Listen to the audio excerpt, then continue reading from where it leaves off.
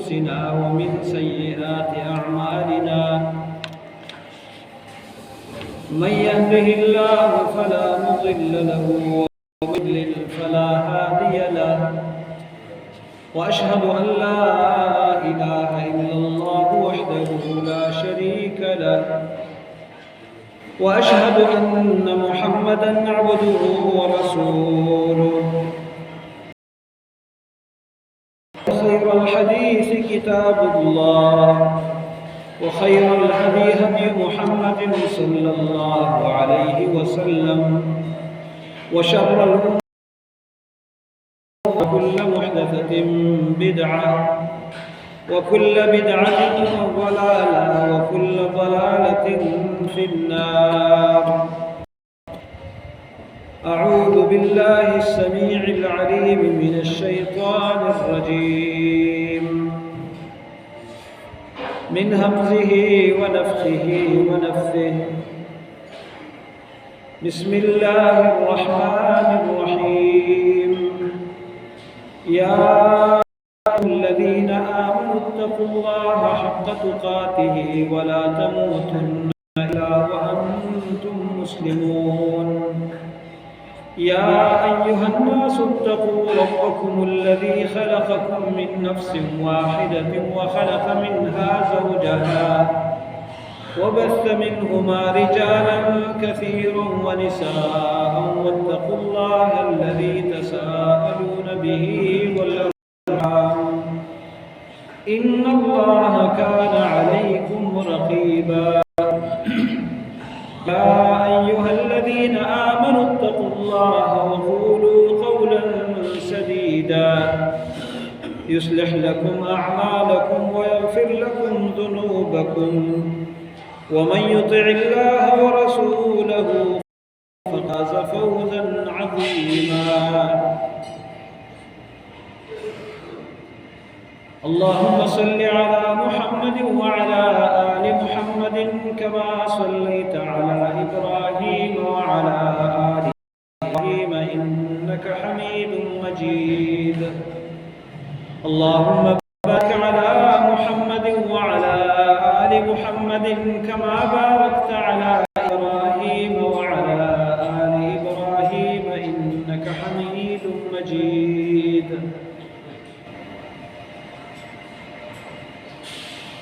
وجوه يومئذ مسفرة ضاحكة مستبشرة ووجوه يومئذ عليها غبرة ترهقها قترة أولئك هم الكفرة الفجرة.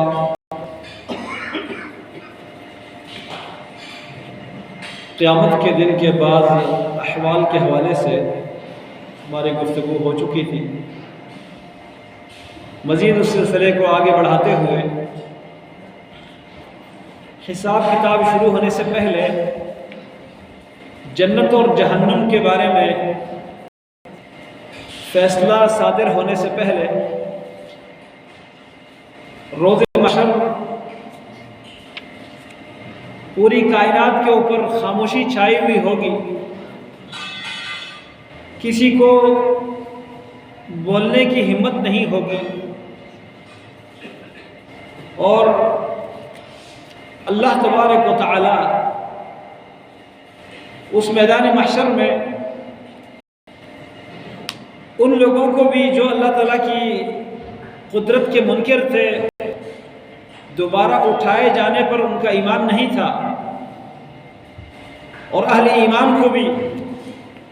سب کو یہ بات منوائیں گے کہ حکومت اور اختیارات اور مالک الملک اصل میں کون ہے. رسول اللہ صلی اللہ علیہ وسلم فرماتے ہیں اللہ تبارک و تعالیٰ آسمان اور زمین کو ایک انگلی پر اٹھا کر باقی مخلوقات کو دوسری انگلی پر اور مختلف مخلوقات کا ذکر کر کے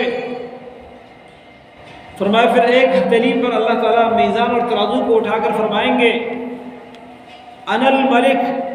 انا الملک این ملوک الارض این الجبارون این المتکبرون. اس زمین کے بادشاہ زمین میں اپنے تکبر کا سکہ منوانے والے، اپنی بادشاہت اور اپنا دبدبہ بٹھانے والے وہ کہاں ہیں؟ ہر طرف سناٹا ہوگا، خاموشی ہوگی، اور اللہ تعالیٰ فرمائیں گے لمن الملک اليوم، لمن الملک اليوم، آج کس کی بات چلتی ہے، کس کی حکومت ہے، کس کا اختیار ہے؟ کوئی جواب دینے والا، سر اٹھانے والا نہیں ہوگا۔ اللہ تعالیٰ کی طرف سے خود ہی جواب آئے گا، للہ الواحد القہار، ایک اللہ کی حکومت ہے جو تنہا ہے، ہر چیز کو اپنے کنٹرول میں لیا ہوا ہے۔ مالک یوم الدین، نماز میں ہم پڑھتے ہیں، اس کا مطلب یہ ہے کہ دنیا میں اگر کسی کو کچھ اختیارات دیے گئے ہیں تو اس پہ مغرور نہیں ہونا چاہیے، نازان نہیں ہونا چاہیے۔ ایک دن ایسا آنے والا ہے وہاں سب کی حکومت ختم ہو جائے گی، سب کی بادشاہت اس سے چھن جائے گی، انسان کے پاس اپنے زبان کا اختیار نہیں ہوگا، زبان بولنے کی صلاحیت نہیں رکھے گی، اپنی جگہ سے ہل نہیں پائے گا، نظر اپنی مرضی سے کہیں ٹکا نہیں پائے گا، سارے اختیارات اللہ کے ہوں گے۔ للہ الواحد القہار، اس رب العالمین کے سامنے اس تمام کائنات میں پیش ہونا ہے، اور اس میدان میں اللہ رب العالمین کچھ لوگوں کو عزت سے بہت نوازیں گے، کچھ لوگوں کو اللہ تعالیٰ خوار اور ذلیل کریں گے۔ یہ دو قسم کے لوگ ہوں گے، اور ان کی اس حالت کا اندازہ ان کے چہروں سے بھی لگایا جائے گا۔ اللہ تعالیٰ فرماتے ہیں یوم تبیض وجوہ وتسود وجوہ، کچھ چہرے بالکل سفید اور خوبصورت ہو جائیں گے، اور بہت سے چہرے سیاہ ہو جائیں گے، کالے ہو جائیں گے۔ للذین احسنوا الحسنى وزیادہ ولا يرهق وجوههم قتر ولا ذلہ، فرمائے جو اچھائی کرنے والے ہیں ان کے لیے اچھا بدلہ ہے، اور بلکہ بدلے سے بھی زیادہ جو اللہ تعالیٰ کا دیدار ہے۔ زیادت کی تفسیر میں حدیث میں یہی بات آئی، جو ان کا عمل ہے نیک اس کا بدلہ بھی ملے گا اور اضافی بھی کچھ ملے گا، اور فرمایا وَلَا يَرْهَقُ وُجُوهَهُمْ قَتَرٌ وَلَا ذِلَّةٌ، ان کے چہروں پر سیاہی، کالک اور ذلت نہیں چھائی ہوگی۔ اور دوسری طرف جو لوگ برے اعمال کرنے والے ہیں، والذین کسبوا السیئات جزاء سیئۃ بمثلها، برے اعمال کرنے والے ان کی برائی کا بدلہ اس جیسا ہوگا جس طرح انہوں نے عمل کیا ہے۔ اور فرمایا ان کے چہرے ایسے سیاہ ہوں گے، ایسے کالے ہوں گے، کأنما اغشیت وجوہہم قطعا من اللیل مظلما، گویا کہ ان کے چہروں کو اندھیری رات کے ایک ٹکڑے نے ڈانپ لیا ہے، ان کے چہروں کو سخت اندھیری رات کا ایک ٹکڑا پہنایا گیا ہے، ایسے ان کے چہرے کالے ہوں گے۔ سورۃ العبس میں رب العالمین فرماتے ہیں وجوہ یومئذ مسفرہ، بہت سے چہرے اس دن روشن ہوں گے، ضاحکۃ مستبشرہ، مسکرانے والے، خوش، تر اور تازہ۔ اور آگے فرمایا ووجوہ یومئذ علیہا غبرہ، کچھ چہرے ایسے ہوں گے جن پر گرد و غبار ہوگا، ترہقھا قطرہ، سیاہی نے ان کو ڈھانپ لیا ہوگا، اولئک هم الکفرۃ الفجرہ، یہ کافر اور بدکردار لوگوں کے چہرے ہوں گے۔ تو یہ دو طرح کے چہرے، دو طرح کے لوگ، عزت پانے والے اور رسوا ہونے والے۔ کون وہ لوگ ہیں جو محشر کے میدان میں ذلت کے شکار ہوں گے، اللہ کی طرف سے ان سے ناراضگی ہوگی؟ ان میں سے چند ایک لوگوں کا ذکر آج ہم کرنا چاہتے ہیں تاکہ ایسے اعمال سے ہم بچ سکے جو قیامت کے دن ذلت اور رسوائی کے سبب بننے والے اعمال ہیں۔ ان میں سے ایک بڑا عمل، ایک خطرناک عمل جس کو ہم سمجھتے تو معمولی ہیں، لیکن قیامت کے دن وہ ذلت کا سبب بننے والا عمل ہے، اور وہ ہے تکبر۔ انسان اگر اپنے آپ کو بڑا جانتا ہے، اس کے اندر بڑائی آ جاتی ہے، یہ ایک ایسا خطرناک عمل ہے کہ دنیا میں بھی انسان کو ذلیل کر دیتا ہے اور آخرت میں بھی رسوا ہو جاتا ہے۔ بلکہ متکبر کے بارے میں اللہ تعالیٰ کا ارشاد ہے، لا يدخل الجنة من كان في قلبه مثقال حبة من خردل من کبر، اور ایک روایت میں مثقال ذرة من کبر، رائی کے دانے کے برابر، ذرے کے برابر اگر کسی کے دل میں تکبر ہے تو وہ جنت میں نہیں جا سکتا جب تک اس کا یہ تکبر نکالا نہ جائے۔ اور اللہ تعالیٰ کی صفت ہے المتکبر، اپنی بڑائی ثابت کرنے والا، اپنی بڑائی دکھانے والا۔ جو اللہ کے علاوہ اپنی بڑائی دکھائے تو وہ انسان اللہ کا مقابلہ کرتا ہے۔ اللہ تعالیٰ فرماتے ہیں الکبریاء ردائی، یہ تکبر میرا جامہ ہے، اور جو مجھ سے یہ جامہ کھینچتا ہے فرمایا۔ تو قیامت کے دن محشر کے میدان میں رسول اللہ صلی اللہ علیہ وسلم فرماتے ہیں، عبداللہ بن عمرو بن عاص رضی اللہ عنہما اس حدیث کے راوی ہے، فرمایا یحشر المتکبرون امثال الذر یوم القیامہ، سرخ رنگ کی چوٹی چیونٹیاں ایک معمولی سی چیز ہے، لوگ ان کو اپنے پاؤں کے نیچے رون دیتے ہیں، نظر بھی نہیں آتے۔ ان چھوٹی چیونٹیوں کی طرح تکبر کرنے والے قیامت کے دن اسی طرح زمین پر چلتے پھرتے ہوں گے۔ ان کی شکل انسانوں کی ہوگی، لیکن جسامت چھوٹی سی چیونٹیوں کے برابر ہوگی، اتنے ذلیل اور حقیر ہوں گے۔ جن لوگوں نے تکبر کیا ہوگا دنیا میں، قیامت کے دن وہ آئیں گے چیونٹیوں کے شکل میں، لوگ ان کو اپنے پاؤں کے نیچے رون دیں گے، سمجھ نہیں آئے گی کہ میرے پاؤں کے نیچے کوئی چیز آ گئی ہے، اتنے معمولی اور حقیر ہوں گے۔ لوگ ان کو مس لیں گے اپنے پاؤں کے نیچے، پتہ نہیں چلے گا، اتنے حقیر اور گرے ہوئے ہوں گے۔ کون؟ جو دنیا میں تکبر کرتے ہیں۔ آج اگر اللہ ہمیں کوئی مال دے دیتا ہے تو ہمارے اندر ہوا آ جاتی ہے، کوئی عزت مل جاتی ہے، ہوا آ جاتی ہے، کوئی طاقت، افراد کو اپنے ارد گرد دیکھتے ہیں تو کسی کا سلام لینا گوارا نہیں کرتے، بلکہ بعض تو ایسے بدبخت ہوتے ہیں کہ جس باپ نے اس کو جنا ہے، جس ماں نے اس کو جنا ہے، وہ اپنے دوستوں کے سامنے اس باپ کو باپ کہنے کو اپنے لیے رسوائی اور عار سمجھتا ہے۔ جس باپ نے اپنے خون اور پسینے سے اس کو پڑھایا، اس کو اس طرح پہنچایا، یہ اپنے کلاس فیلوز کے سامنے، اپنی یونیورسٹی کے ساتھیوں کے سامنے اپنے باپ کو دیکھتا ہے تو ان کو یہ باور کرواتا ہے کہ یہ تو ہمارے گھر کا ملازم ہے۔ آج ہمارے اس معاشرے میں، اس ملک میں، اس شہر میں بڑی تعداد میں ایسے لوگ موجود ہیں۔ میں لوگوں کو بتاؤں گا یہ میرا باپ ہے، یہ میرا دادا ہے، اس سے تو میری رسوائی ہوگی۔ یہ بھی تکبر ہے۔ تکبر اس کے مختلف درجے ہیں، لیکن کم سے کم درجہ نبی علیہ السلام فرماتے ہیں ایک ذرے کے برابر تکبر بھی کسی کے دل میں ہو جنت میں نہیں جا سکتا۔ متکبرین کو اللہ تعالیٰ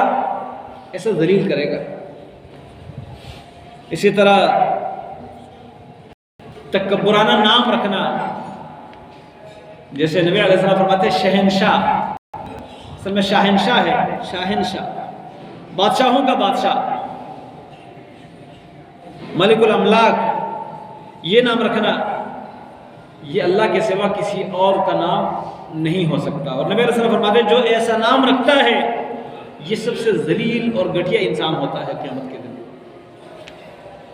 صحیح مسلم کی ایک روایت ہے کہ اللہ تعالیٰ کے ہاں انتہائی ناپسندیدہ اور غلیظ انسان وہ ہے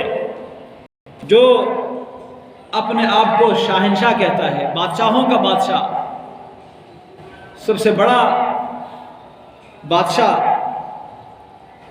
یہ اللہ تعالیٰ کے ہاں سب سے ذلیل ہونے والوں کا نام ہوگا جو دنیا میں یہ نام رکھتے ہیں۔ اس نام کا حقدار صرف اللہ ہے۔ اسی طرح کچھ اعمال ایسے ہیں جن کے کرنے والوں کے ساتھ اللہ رب العالمین محشر کے میدان میں یہ حشر کرے گا۔ جیسے پہلے تذکرہ ہوا تھا کہ جو زکوٰۃ کا مستحق ہے، زکوٰۃ کا حقدار ہے، اس کے پاس اتنا مال ہے کہ وہ زکوٰۃ ادا کرے، اس پر زکوٰۃ واجب اور فرض ہے، اور وہ زکوٰۃ ادا نہیں کرتا، اس کے اسی مال کے ذریعے قیامت کے دن لوگوں کے حساب کتاب ہونے تک سزا دی جائے گی۔ آپ صلی اللہ علیہ وسلم فرماتے ہیں جس کے پاس سونا چاندی ہے،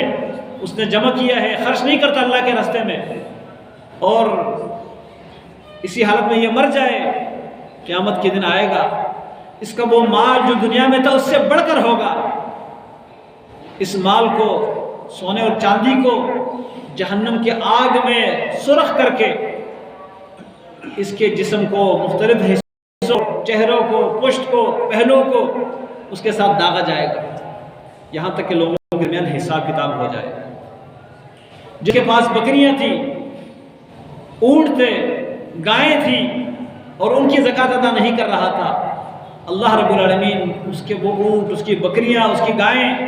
دنیا میں جتنی تھی اس سے زیادہ موٹی تازی گائیں اور موٹے تازے جانور وہ وہاں پر آ کر محشر کے میدان میں اس کا ریوڑ گزرے گا اور اس کو اپنے پاؤں کے نیچے رون دے گا، اس کو اپنے سنگوں کے ساتھ مارے گا اور اس پر سے گزر کر دوسری طرف جائے گا، پھر واپس آئے گا۔ قیامت میں حساب کتاب ہونے تک اس کا یہ حشر ہوگا۔ جس کے پاس مال دولت ہے، اس نے خرچ نہیں کیا اللہ کے نام پر، اس کے ساتھ یہ حشر کیا جائے گا۔ اسی طرح نبی کریم صلی اللہ علیہ وسلم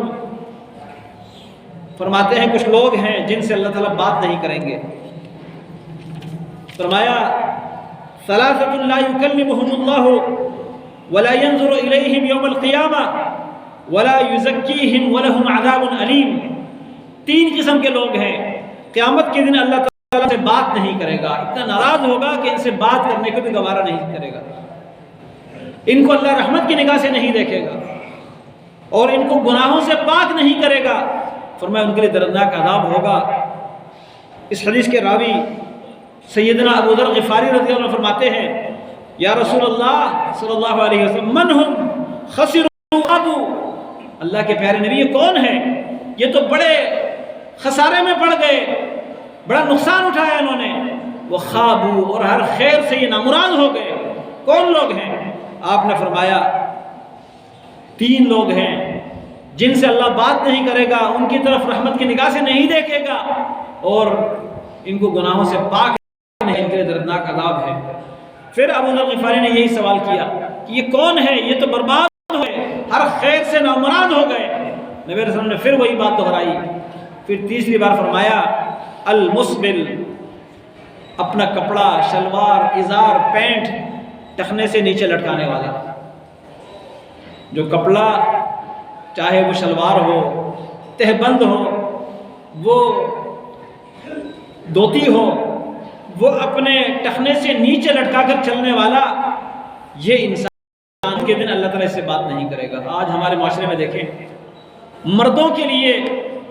اپنے ٹخنے کھلے رکھنے چاہیے، کپڑا ٹخنے سے اوپر رکھنا چاہیے، اور یہ نبی صلی اللہ علیہ وسلم کا حکم کئی احادیث میں آیا ہے۔ آپ صلی اللہ علیہ وسلم نے مومن کی صفت بیان کی ہے کہ اس کا کپڑا جو ہے وہ آدھی پنڈلی تک ہوتا ہے، اور آدھی پنڈلی سے بھی اگر نیچے ہو جائے ٹخنے تک اس میں کوئی گناہ نہیں ہے، لیکن فرمایا جو ٹخنے سے نیچے ہوگا وہ ٹخنا آگ میں جلے گا۔ اس پر ایک خاتون نے سوال کیا، کہ عورتوں کے لیے کیا حکم ہے؟ آپ نے فرمایا عورتیں اپنا کپڑا آدھی پنڈلی سے ایک بالش نیچے لٹکا دیں، ایک بالش۔ نبی علیہ السلام نے یہ بات بتائی تو ایک خاتون نے کہا اللہ کے نبی اذن تنکشف اقدامہن، اگر عورت آدھی پنڈلی سے کپڑا ایک بالش نیچے رکھے تو ان کے قدم، ان کے پاؤں نظر آئیں گے، پیر نظر آئیں گے۔ آپ نے فرمایا فیرخین ذراعا لا یزدن علیہا، اگر ایک بالش آدھی پنڈلی سے کپڑا نیچے کرنے سے عورت کا پاؤں نظر آتا ہے تو پھر ایک بازو آدھی پنڈلی سے عورت اپنا کپڑا ایک بازو نیچے کر دے تاکہ اس کا پاؤں بھی نظر نہ آئے۔ اور آج ہمارے ہاں کیا ہوتا ہے، ہمارا فیشن کیا ہے، عورت کا کپڑا آدھی پنڈلی تک اور مرد کے پینٹ اس کے بٹوں کے نیچے سے گھس رہی ہوتی، مردوں کے کپڑے وہ ٹخنوں سے نیچے اور عورتوں کی آدھی پنڈلی میں نظر۔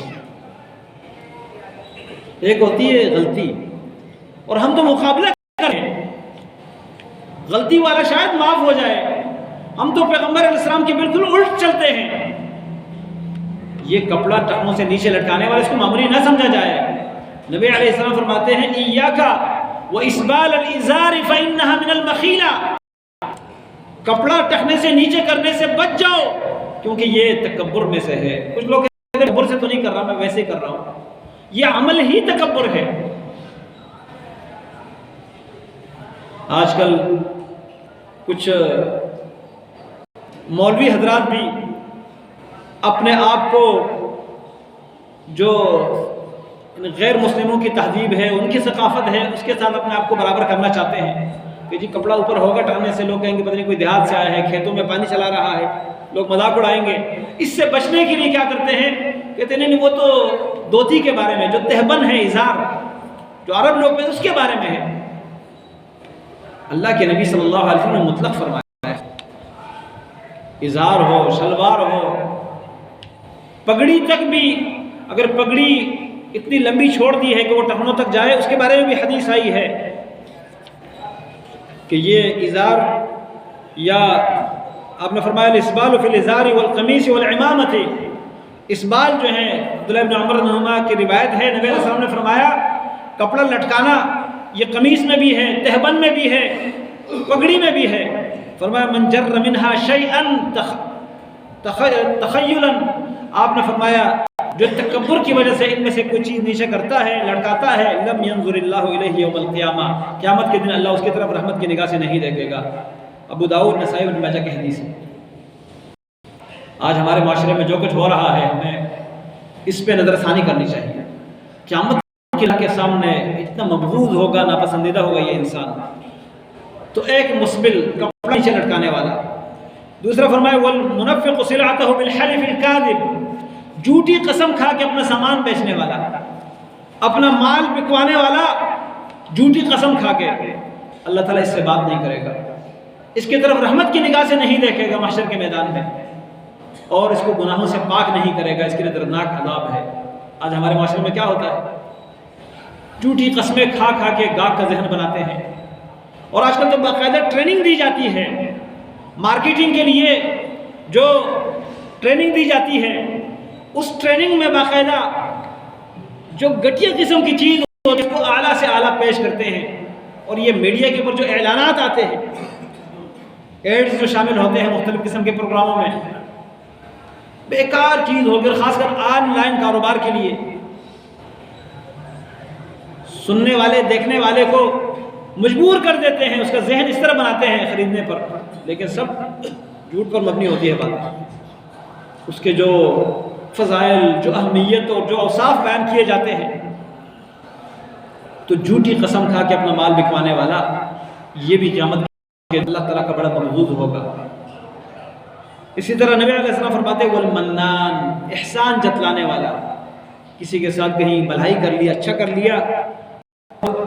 ہر وقت وہ یاد دلاتا ہے کہ جی وہ آپ کا جو فلاں بیمار ہوا تھا میں نے آپ کے ساتھ یہ تعاون کیا تھا، آپ کو یہ کام پڑ گیا تھا میں آپ کے کام آیا تھا، وہ کام یاد دلاتے ہیں، جتلاتے ہیں۔ رشتہ داروں کے ساتھ کوئی بھائی کر لی، کسی کا حق ادا کیا، کہتے ہیں آپ کا قرضہ میں نے آپ کو ٹائم پر دیا تھا، بھائی کون سا احسان کیا، قرضہ لیا تھا، دینا ہی تھا، لیکن میں سمجھتا ہوں اس معاشرے میں یہ احسان ہے۔ اس معاشرے میں یہ احسان ہے کہ آپ سے کوئی قرضہ لے لے اور وقت پر لوٹا دے، معاشرے کا یہ رواج نہیں ہے۔ اسی طرح احسان جتلانے والا قیامت کے دن اللہ تعالیٰ کی رحمت کی نگاہ سے محروم ہوگا، اللہ رب العالمین اس سے بات چیت نہیں کرے گا، اللہ رب العالمین اس کو گناہوں سے پاک کرے گا، اس کے لیے دردناک عذاب ہے۔ اسی طرح نبی علیہ السلام فرماتے ہیں من حلف علی یمین وہو فیہا فاجر، جو کوئی قسم کھائے اور جھوٹا ہو قسم کھانے میں، لیقتطع بہا مال امرئ مسلم،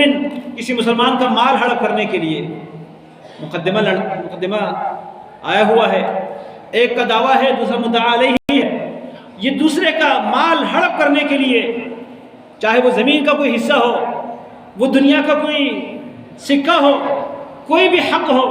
اس کا نہیں ہے، یہ اس کو اپنے حق میں لینا چاہتا ہے، اپنے حق میں فیصلہ کروانا چاہتا ہے، جھوٹی قسمیں کھاتا ہے۔ نبی علیہ السلام فرماتے ہیں قیامت کے دن یہ آئے گا، لقی اللہ، اللہ سے ملے گا، اللہ سے ملاقات کرے گا، وہو علیہ غضبان، اللہ اس پر سخت غصے میں ہوگا، اللہ تعالیٰ کو اس پر سخت غصہ ہوگا۔ آج ہمارے عدالتوں میں کئی ایسے گواہ پیش ہوتے ہیں، اپنے لیے نہیں دوسروں کے لیے اپنا ایمان غرق کر دیتے ہیں جھوٹی قسمیں کھا کے۔ اسی طرح رسول اللہ صلی اللہ علیہ وسلم کی ایک اور حدیث ہے، آپ نے فرمایا ثلاثۃ لا یکلمہم اللہ یوم القیامۃ ولا ینظر الیہم ولا یزکیہم، تین قسم کے لوگ ہیں قیامت کے دن اللہ ان سے بات چیت نہیں کرے گا، ان کی طرف اپنی نگاہ سے نہیں دیکھے گا، اور فرمایا ولا یزکیہم، ان کو گناہوں سے پاک نہیں کرے گا، ولہم عذاب، ان کے لیے دردناک عذاب ہے۔ فرمایا رجل منع ابن السبیل فضل ماء عنده، اس کے پاس اضافی پانی ہے، کسی صحرا میں بیٹھا ہوا ہے، کسی علاقے میں بیٹھا ہوا ہے، وہاں سے مسافر گزر رہے ہیں، ان کو پانی کی ضرورت ہے اور اس کی ضرورت خود پوری ہو چکی ہے، یہ کہتا ہے میں پانی نہیں دوں گا، اضافی پانی لوگوں سے روکا، اپنی ضرورت پوری کرنے کے باوجود لوگوں کو پانی نہیں دیتا، یہ انسان اللہ کی رحمت کی نگاہ سے، اللہ تعالیٰ کی بات چیت سے محروم ہوگا۔ اسی طرح بعض روایت میں پانی جو اضافی ہے اس کی ضرورت سے اس کو بیچنے والے بھی زمرے میں آتا ہے، لیکن یہاں پر ایک بات ہے کہ جو پانی پر خرچہ کرتا ہے، اس نے ٹیوب ویل لگوایا ہے، بورنگ کی ہے، اس پر مشین لگائی ہے، موٹر، اس پر جو بل آتا ہے، دیگر اخراجات اس کے موٹر کے اصلاح کے لیے، مرمت کے لیے، اسی طرح گاڑی کا خرچہ آتا ہے، پہنچانے کا کام کرتا ہے، اس پر وہ اجرت لے سکتا ہے، اس پر اجرت لینا اپنی محنت کے مطابق اجرت لینا جائز ہے، لیکن اللہ تعالیٰ کی اضافی نعمت ہے، اور آج افسوس یہ ہے جو قوم کی ضرورت بھی ہے، قوم کا حق بھی ہے، ان کے لیے جو انتظام کیا ہوا ہے، ڈیموں سے، دریاؤں سے جو پانی آتا ہے، لائنیں بچھائی گئی ہے، اس میں ہم پانی نہیں چھوڑتے، جو ذمہ داران ہیں اصحاب اقتدار، ان کی ملی بھگت سے ٹینکروں کے اندر وہ پانی بیچا جاتا ہے، اس پانی کے ذریعے اپنا پیٹ بھرا جاتا ہے، افسران کا پیٹ بھرا جاتا ہے، یہ اللہ تعالیٰ کے ہاں بڑے مجرم ہیں۔ مجرم اللہ تعالیٰ کو ان لوگوں نے کیا جواب دینا ہے؟ جو صحرا میں کہیں آپ کی زمین پر پانی ہے،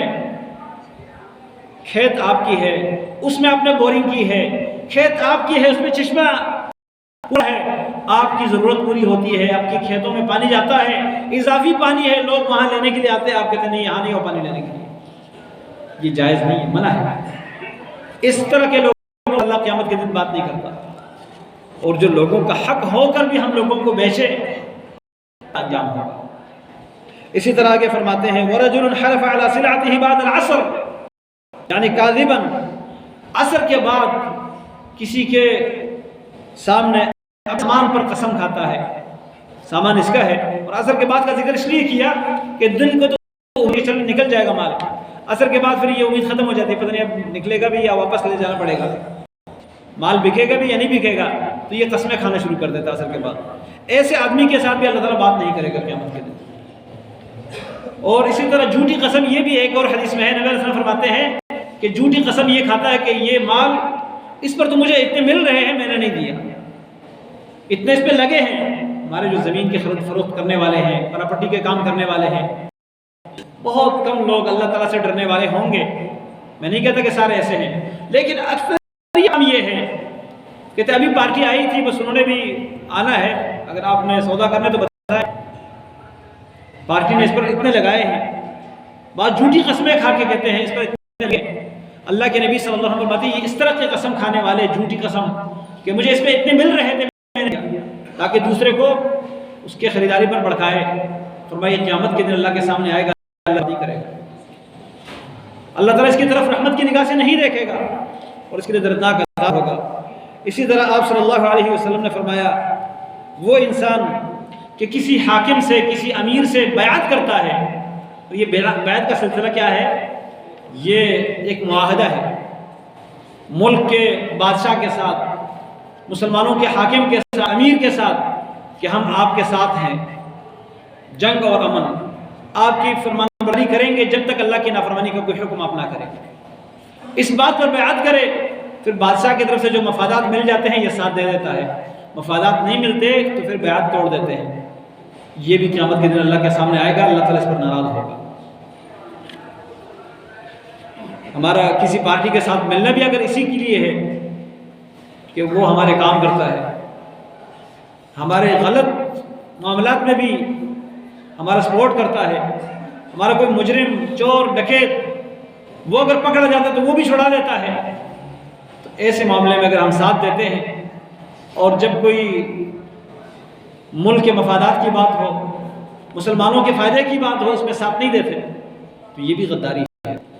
اسی طرح رسول اللہ صلی اللہ علیہ وسلم فرماتے ہیں کہ قیامت کا دن ہوگا، کچھ لوگ آئیں گے اللہ رب العالمین کے پاس، اللہ تعالیٰ ان سے بات نہیں کرے گا، اللہ تعالیٰ رحمت کی نگاہ سے نہیں دیکھے گا. ان میں سے ایک الشیخ الزانی، بڑھاپے میں زنا کرنے والا شیخ ہے، بوڑھا ہے، عمر رسیدہ ہے، اس حالت میں بھی زنا سے باز نہیں آتا. جوان بھی اگر زنا کرتا ہے بہت بڑا جرم ہے، زنا جوان کے لیے بھی حرام ہے، لیکن بوڑھے کے لیے اتنا قبیح عمل ہے کہ بوڑھاپے میں پہنچ کر بھی یہ زنا سے باز نہیں آتا. یہ اتنا بہترین انسان ہے، قیامت کے دن اللہ سے بات نہیں کرے گا، اس کی طرف رحمت کی نگاہ سے نہیں دیکھے گا. دوسرے نمبر پر فرمایا وعائل مستکبر، فقیر آدمی، غریب آدمی اور تکبر کرتا ہے. مالدار بھی تکبر کرے تو یہ گناہ ہے، لیکن مالدار کے پاس کچھ مال تکبر کرتا ہے، گناہ تو ہے، جرم ہے، لیکن ایک آدمی کے پاس کچھ ہے نہیں ویسے ہی تکبر کرتا ہے، غریب آدمی ہو کر بھی تکبر کرتا ہے. یہ آدمی بڑا بدترین انسان ہے، اللہ تعالیٰ اس سے بات نہیں کرے گا. اور تیسرے نمبر پر فرمایا والعاق لوالدیہ، ماں باپ کو ستانے والا، ماں باپ کی نافرمانی کرنے والا، اللہ تعالیٰ اس سے بات نہیں کرے گا، اس کی طرف رحمت کی نگاہ سے نہیں دیکھے گا. اور فرمایا والمرأۃ المتشبہۃ بالرجال، جو عورت مردوں کی مشابہت اختیار کرتی ہے عورت، لباس، رہن سہن، شکل و صورت وہ مردوں جیسے بنا لیتی ہے، اپنا وضع قطع مردوں جیسا بنا لیتی ہے، مردوں کے کپڑے پہنتی ہے، شلوار، پینٹ، قمیض، بالوں کی کٹنگ، دیگر، اور اسی طرح اختیار کرتے ہیں، وہ بھی اللہ کے ہاں ملعون ہے. مرد اپنے اوپر سے مردانگی کو ختم کرتے ہیں لباس میں، شکل و صورت میں، تو یہ بھی اسی طرح کے لعنتی لوگ ہیں اللہ تعالیٰ کے ہاں قیامت کے دن. اور فرمایا وہ دیوس آدمی، دیوس اس کو کہتے ہیں الذی یقر الخبث فی اہلہ، جو اپنے گھر میں بے حیائی کو باقی رکھتا ہے، گھر میں پتہ ہے اس کو کہ کوئی غلط کام ہو رہا ہے، کا کام ہو رہا ہے، بیوی، بیٹیاں، بہنیں، ان کی برائی، بے حیائی، فحاشی کو دیکھ کر بھی منع نہیں کرتا، کوئی ایکشن نہیں لیتا،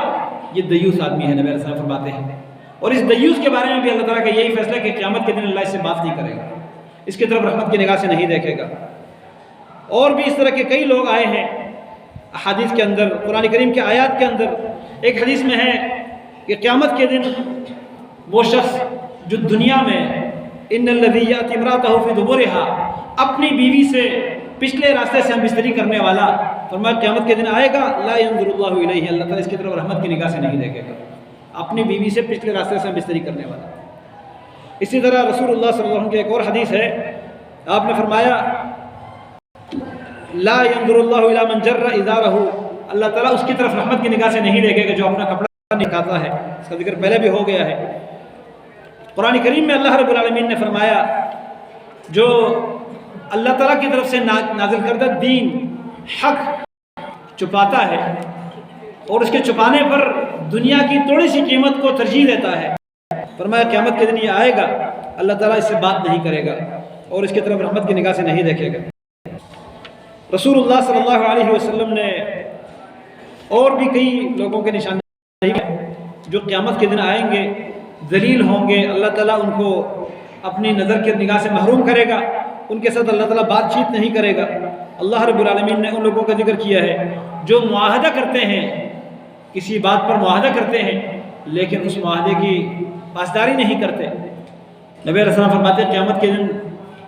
آئیں گے لکل غادر لواء عند استه یوم القیامہ، ہر عہد شکنی کرنے والے کہ اس کے پشت پر ایک جھنڈا لگا ہوگا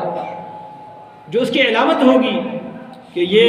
خیانت کرنے والا، یہ غدر کرنے والا، عہد شکنی کرنے والا ہے۔ ایسے بہت سارے اعمال ہیں جن کی وجہ سے قیامت میں ذلت اٹھانی پڑے گی۔ اللہ تعالیٰ ہم سب کو ان تمام اعمال سے محفوظ رکھے جو قیامت میں یا دنیا میں ہمارے لیے ذلت اور رسوائی کے اسباب بنتے ہیں۔ اللہ تعالیٰ وہ اعمال کرنے کی توفیق دے جن کی وجہ سے قیامت کے دن انسان کا سر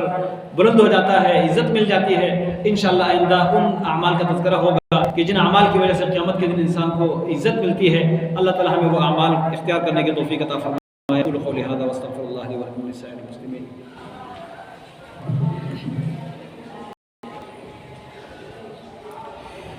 ان الحمد لله نحمده ونستعينه ونستغفره ونعوذ بالله من شرور انفسنا ومن سيئات اعمالنا